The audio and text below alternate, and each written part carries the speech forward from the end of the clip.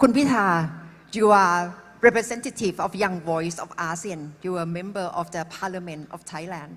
And I can see here that young people in Indonesia know you a lot. They come to ask to take photo with you.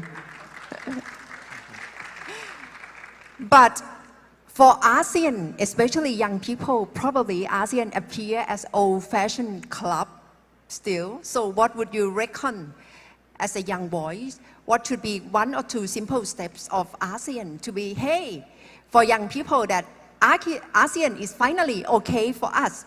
2 steps. One is relevancy. Second is credibility. To build up on Pak Dino's presentation on centrality and unity. That's our past achievement. But going forward, relevancy and credibility of ASEAN is the most important thing that you can connect with the disconnected youth and the perception of elite-driven ASEAN.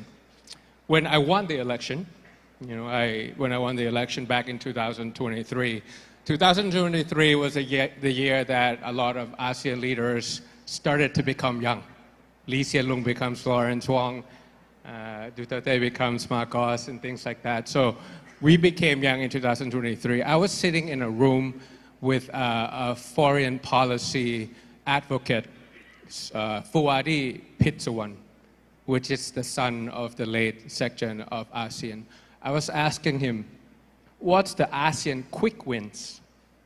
If I were the Prime Minister, and if I were to meet Lawrence Wong and Marcos and President Prabowo and things like that, the 5 founding members of ASEAN, let's come up with ASEAN quick wins that are highly relevant to the youth and comparatively low resistance. I came up with 3. What keeps ASEAN youth awake at night? That is common throughout the 10 countries. 1, Clean Air Accord. The transboundary haze that affects majority of the countries in ASEAN. Yes, some relatively resistance from agricultural companies, but if we work with them, the quality of the air in Jakarta, in Bangkok, and things like that. In Singapore, they have their own Clean Air Act. In Thailand, we're about to pass a Clean Air Act. But if it's from our neighboring countries burning agricultural crops, there's no boundary for clean air, right? Second, cybersecurity, how to combat scam operation. It affects you in Singapore, in Brunei, in Bangkok, in Jakarta, and that's something that it's an institutional quick win, an ASEAN quick win for us.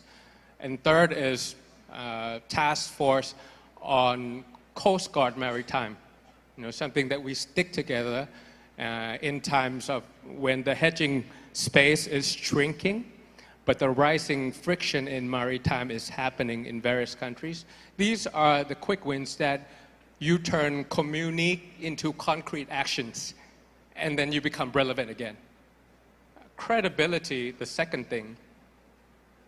Maybe it's time that we turn the 5-point consensus into a 5-year roadmap on the situation in Myanmar, showing that we understand humanitarian without interfering in sovereignty of another country.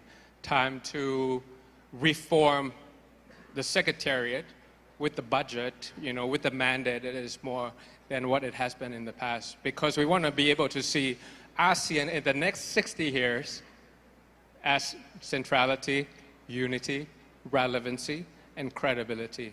And that's when ASEAN matters to the youth. Thank you, Kun Pitha.